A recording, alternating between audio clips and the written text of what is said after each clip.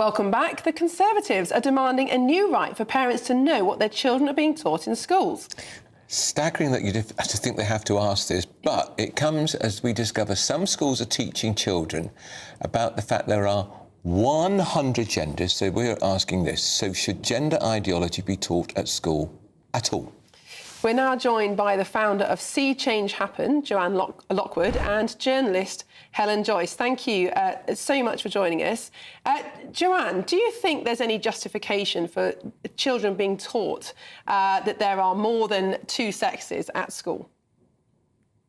I think it's important that our young people are educated on contemporary issues, what's going on in the world. I mean, in a report earlier you had on about the Holocaust, and quite clearly LGBTQ plus people were victims of the Holocaust, along with people who are Jewish.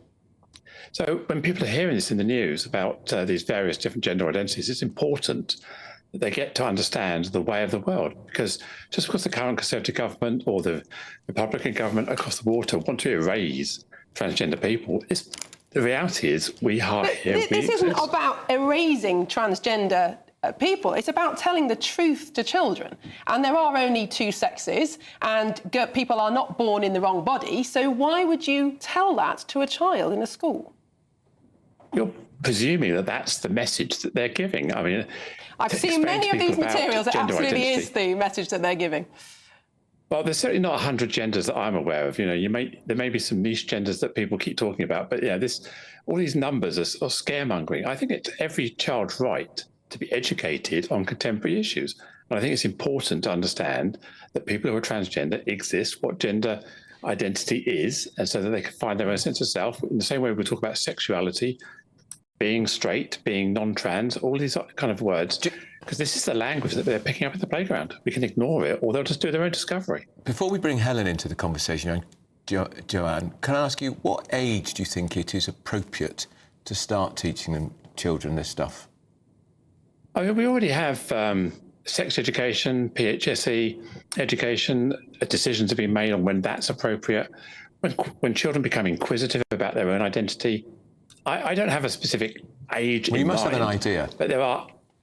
Well, are we talking 5, 6? The education professionals have already said that PHSE, I'm not sure, was that start at the age of 10, 11, 12, at the point where people start becoming sentient about their own sense of self? Yeah, we shouldn't ignore the topic. Helen, is this just a case of making sure that children are up to date?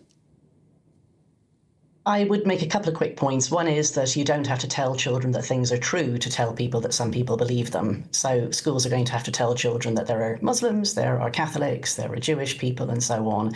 You can say that there are people who believe that they have an inner sense that doesn't align with their sexed bodies without actually suggesting that you believe that this is really a thing, any more than you think that, you know, people have souls or that they're reincarnated.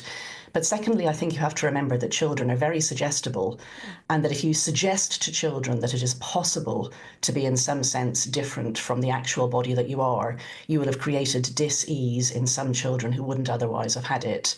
And thirdly, children do start RSE, relationships and sex ed, in their first week at school. And what's appropriate in primary school at the level of, some children have two mummies, some children have two daddies, just because they are going to meet people who have gay parents. Nothing more than that in primary school. Absolutely not lots of genders. You can have a gender that's different from your sex. That's all just not appropriate developmentally at that age. And yet we are seeing that. We are seeing children told that their sex is assigned at birth, that people can be born in the wrong body, selling the idea of transition, as in surgical transition. None of that should be in schools at all, and it certainly shouldn't be in primary schools. There's another concerning aspect to this. Of course, we're talking about telling children that it is possible to be a different gender to your sex. That's one area of concern.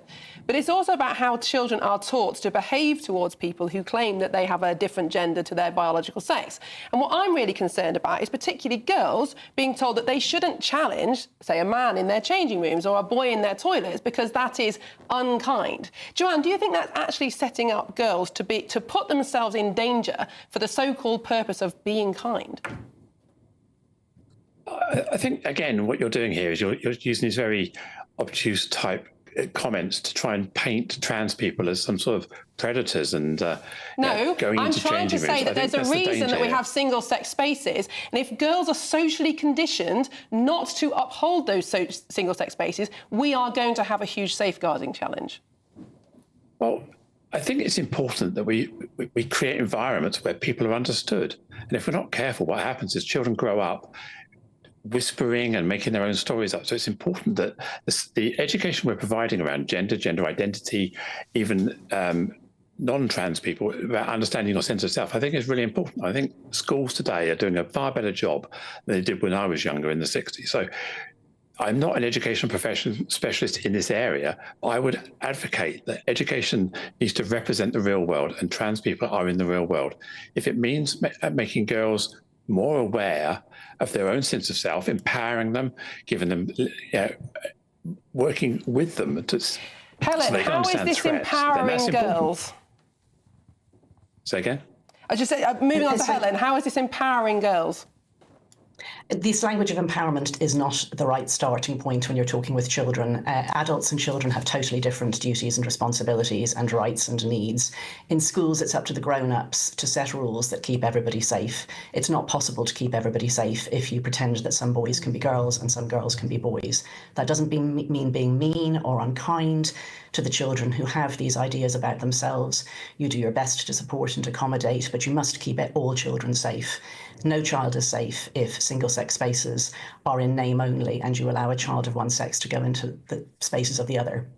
It's not safe for that child, it's not safe for other children. That should be a hard line that grown-ups hold. What you do secondarily to support the children who have this terrible idea that they have to be able to break rules that were there for everybody's safety, dignity and privacy is the secondary consideration after the primary consideration of setting the rule that is for everybody. Fascinating. Again, can I take issue with that safety, dignity and privacy? That's, again, painting trans people as some sort of predator. We're not predators. I'm not a predator. Well, we're going to have to leave it there. I think it's very clear Helen didn't say that. Language, what we're doing here is we're painting, again, this trope that mixed sex spaces are predatory and dangerous. Okay, we'll come back to this after the weather, but we're going to have to move to the weather now. Joanne, Helen, thank you.